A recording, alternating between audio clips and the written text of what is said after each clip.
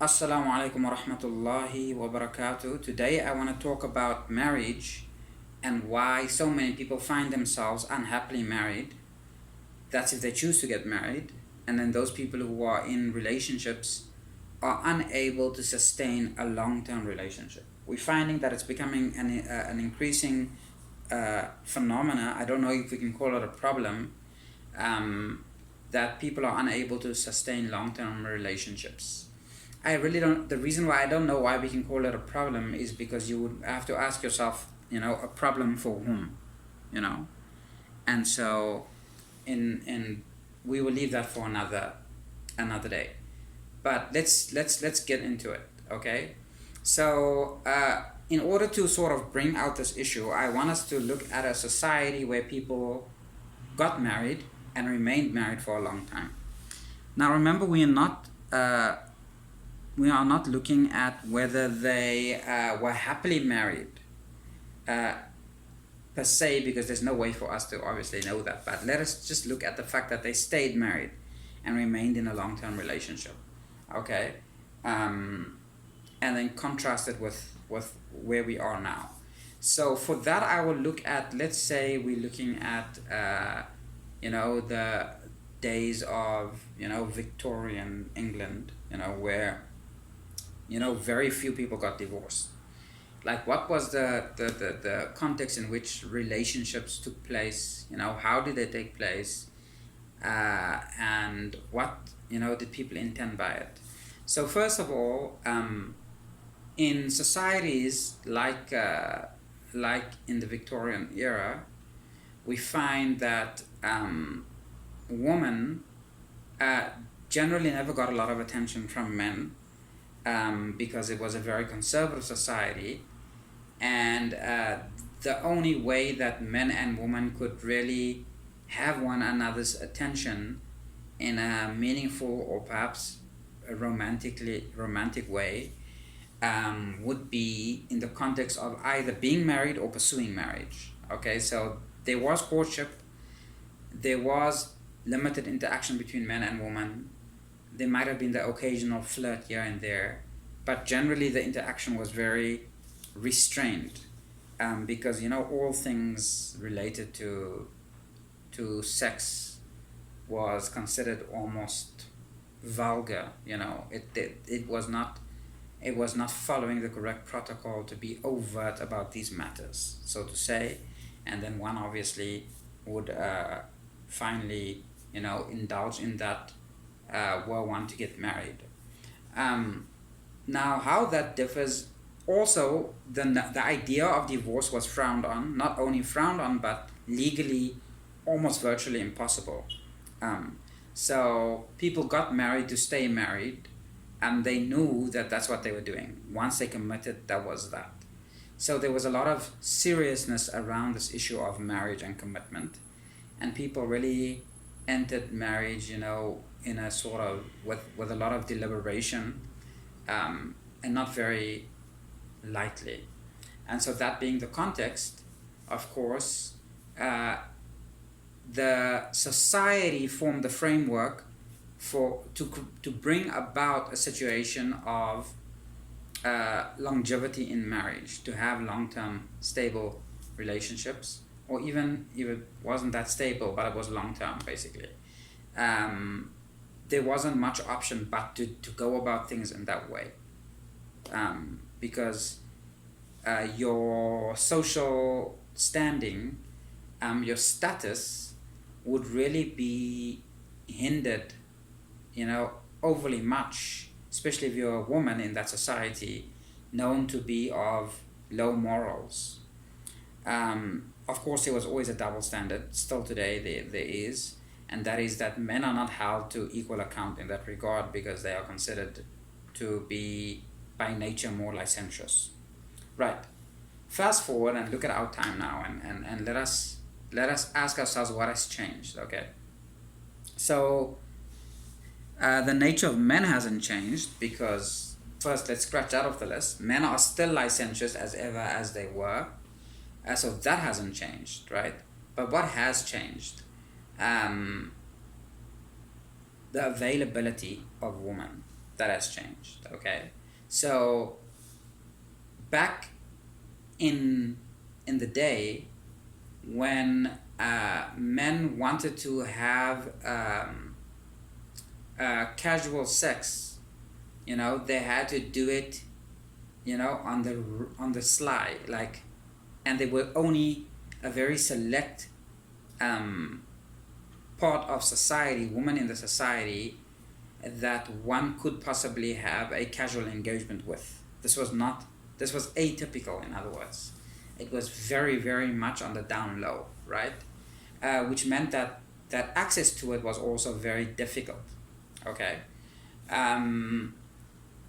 What that in turn reinforced was that if a woman wanted to have a husband, right, of course, get married, she would have to be an honorable woman, okay? Because since marriage was such a big deal, men, because they would have had to commit for a lifetime to this one person, would be very, very picky about who that person is going to be. So you don't want a dishonorable woman to sort of be the mother of your children, type of thing.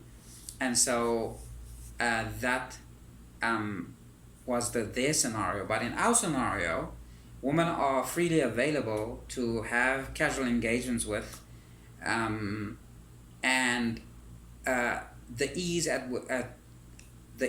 with which men can engage in these casual relationships means that they don't have to commit, basically, because what earlier societies done, basically, to force men to commit was to keep women away from men. And when women was suitably kept away from men, meaning it was difficult for them to have casual engagements, sexual engagements, the idea of sex was tied to the need to commit to a woman. In other words, the idea of having sex translated in having to commit and marry, etc., and have kids, right? That is no longer the case. So first one, that's no longer the case. So why can't people sustain long-term relationships today? Because, well, we have created a culture where people are used to short-term casual relationships. And when you are used to short-term casual relationships, you constantly go through the highs and lows of constant short-term relationships, and then that's what you crave. You crave the high. Long-term relationships, get over it. They get over the beginning stages of the relationship, the forming stages of the relationship, and the storming stages of the relationship, and things eventually start to smooth out. And guess what? Okay, if you are just interested in highs, well, then you will think that sort of relationship has now just become boring, okay? So that's the one thing. The other thing is that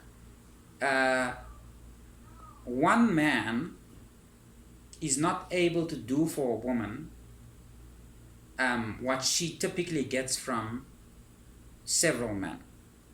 Okay, let me try to break this down. Okay, so let's say you have your average, Western woman who, by the time she graduates from college, has had a few boyfriends, maybe 2 or 3 long-term relationships if she's like half decent, and a few sexual encounters, maybe, I don't know, 4, 5, 6, 10 if she's half decent, right?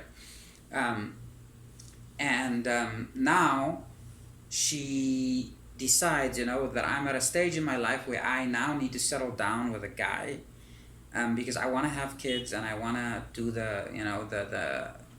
the married thing. So I'm gonna go for that now, right?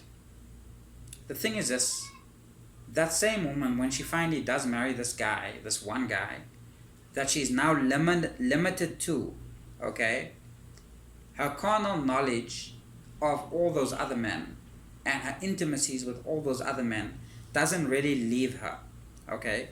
She moves on, right? But none of that really ends, in a sense, okay? Because the connection is still there with all those other men. And so she's not able to have that strong a connection with the man that she's now with, i.e. her husband. So that's a point of non-fulfillment, because she would feel that she needs to have an entourage, basically, of male friends, company, who can meet the standards that she has made herself used to. Meaning, she's used to receiving so much male attention from so many different men. The fact that now marriage requires her to practice fidelity, becomes too difficult for her to do. In other words, she is unable to commit to one person, and is unable to remain in a long term, and therefore unable to remain in a long-term relationship, because she gets bored and she wants something different after a very short time, because the initial high of the relationship starts to fade, and it just becomes normal, and normalcy is not what she's ever experienced in her several short-term relationships. Because in a several short-term relationships, she only experienced highs and lows. Okay, now what about guys? How does this, why do guys not fancy the idea of marriage, and long-term relationships? For very similar reasons, but with a different twist to it, okay? Yes, when guys are used to a wide variety of women and sleeping around, the idea that they now have to be, tied to one woman for all eternity until death do us part is not an appealing prospect, okay? Because this is not a guy that needed to practice chastity up to the point of marriage. Okay, your Victorian guy was excited about getting married because guess what? He was now going to have a woman he can sleep with. Because up to that point he would have had to be a virgin, and if not a virgin, he might have had one or two casual, very discreet flings that could have ruined his reputation had it come out. Okay, so the danger of the fling was just it was too dangerous to have a fling, basically, in his society. So the better thing for him to do in that societal context was to get married, and so marriage was an exciting prospect for him, not a it outweighed the burden of having a wife, meaning having to be monogamously loyal to the wife, because that's really a compromise on a man's nature, right? He's not built for one woman, he's built for variety.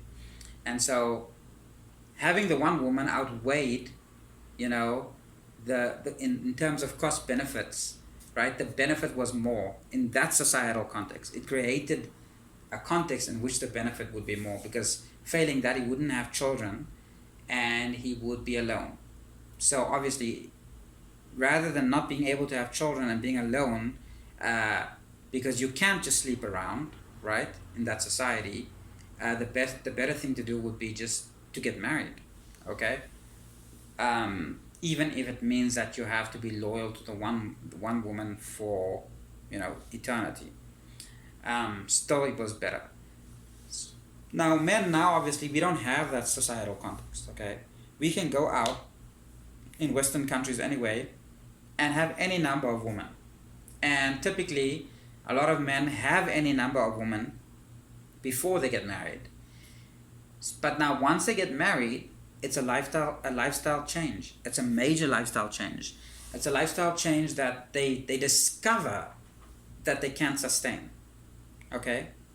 You're talking about men who have slept with 10, 15, 20 women and now have to forever, basically, sleep with only one woman. Okay? Because that is the contract, the marriage contract.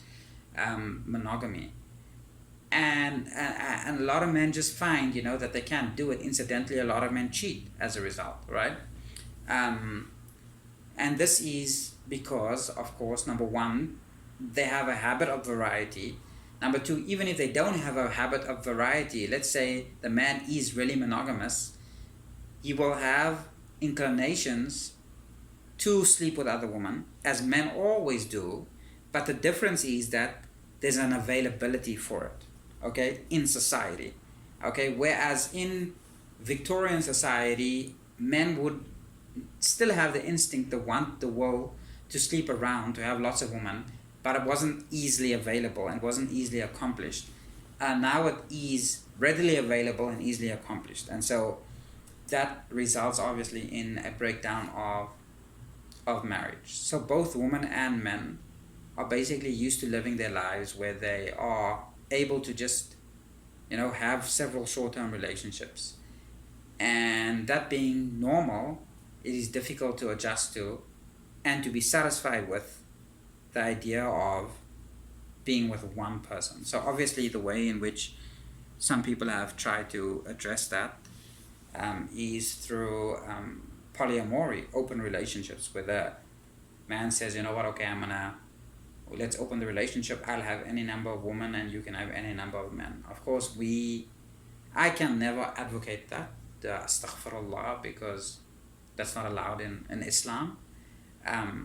But we can advocate polygyny, where men have several wives as a sort of balance between these various extremes, the Victorian extreme. So basically what I'm saying is the Victorian extreme resulted in what we have now, which is basically total freedom.